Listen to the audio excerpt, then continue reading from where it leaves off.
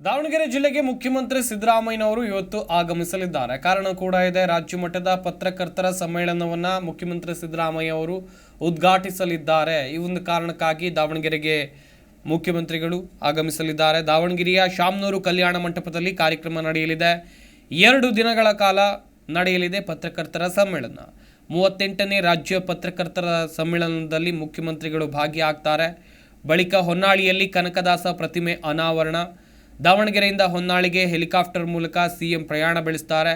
ಕನಕದಾಸ ಪ್ರತಿಮೆ ಅನಾವರಣದ ನಂತರ ಬೆಂಗಳೂರಿಗೆ ಮುಖ್ಯಮಂತ್ರಿ ಸಿದ್ದರಾಮಯ್ಯನವರು ತೆರಳಲಿದ್ದಾರೆ ಎನ್ನುವಂಥದ್ದು ಗೊತ್ತಾಗ್ತಾ ಇದೆ. 38ನೇ ರಾಜ್ಯ ಪತ್ರಕರ್ತರ ಸಮ್ಮೇಳನ ನಡೀತಾ ಇರುವಂಥದ್ದು ದಾವಣಗೆರೆ ಜಿಲ್ಲೆಯಲ್ಲಿ ಶಾಮನೂರು ಕಲ್ಯಾಣ ಮಂಟಪದಲ್ಲಿ ಕಾರ್ಯಕ್ರಮ ನಡೆಯುತ್ತೆ.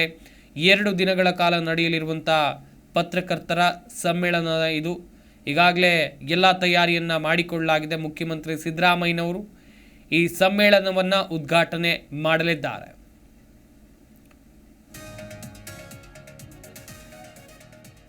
ದಾವಣಗೆರೆಯಲ್ಲಿ ಇವತ್ತಿನಿಂದ ರಾಜ್ಯ ಮಟ್ಟದ ಪತ್ರಕರ್ತರ ಸಮ್ಮೇಳನ ನಡೆಯುತ್ತೆ. 36ನೇ ಸಮ್ಮೇಳನ ಇದು. 38ನೇ ರಾಜ್ಯ ಪತ್ರಕರ್ತರ ಸಮ್ಮೇಳನ. ಈ ಕಾರ್ಯಕ್ರಮವನ್ನು ಮುಖ್ಯಮಂತ್ರಿ ಸಿದ್ದರಾಮಯ್ಯನವರು ಉದ್ಘಾಟಿಸ್ತಾರೆ. ದಾವಣಗೆರೆಯ ಶಾಮನೂರು ಕಲ್ಯಾಣ ಮಂಟಪದಲ್ಲಿ ಕಾರ್ಯಕ್ರಮ ನಡೆಯುತ್ತೆ. 2 ದಿನಗಳ ಕಾಲ ನಡೆಯಲಿರುವಂಥ ಪತ್ರಕರ್ತರ ಸಮ್ಮೇಳನ ಇದು.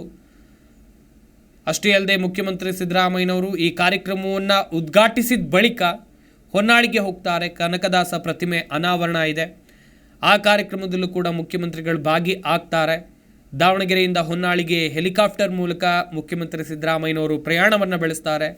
ಕನಕದಾಸ ಪ್ರತಿಮೆ ಅನಾವರಣದ ನಂತರ ವಾಪಸ್ ಮುಖ್ಯಮಂತ್ರಿಗಳು ಬೆಂಗಳೂರಿಗೆ ಬರಲಿದ್ದಾರೆ.